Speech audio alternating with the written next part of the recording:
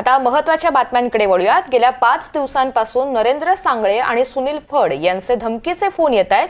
Phone करणाऱ्यांवर गुन्हे नोंदवा अशी मागणी अंजली दमानिया यांनी केली आहे। त्यावर तातडीनं दखल घेत फडणवीसांनी दमानिया यांना पोलीस तक्रार करण्याचं आवाहन केलंय।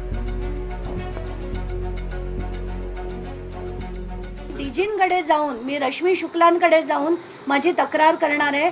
मी एसपींकडे सुद्धा त्याचे सगळे डिटेल्स पाठवले आहेत आणि जी अशी माणसं आहेत ना त्या सगळ्यांवर ताबडतोब कारवाई करायला हवी।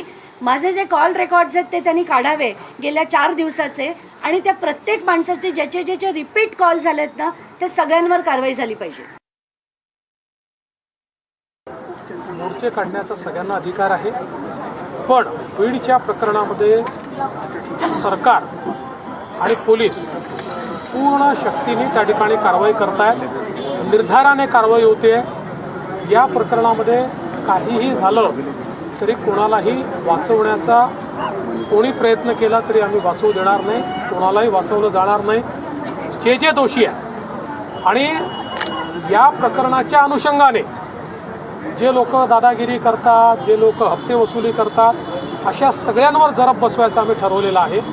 त्यामुळे या संदर्भातली योग्य कारवाई चालली आहे आणि श्रीमती अंजली दमानिया यांची काही तक्रार असेल त्यांनी पोलिसला द्यावी, पोलीस त्याच्यावर निश्चित कारवाई करतील।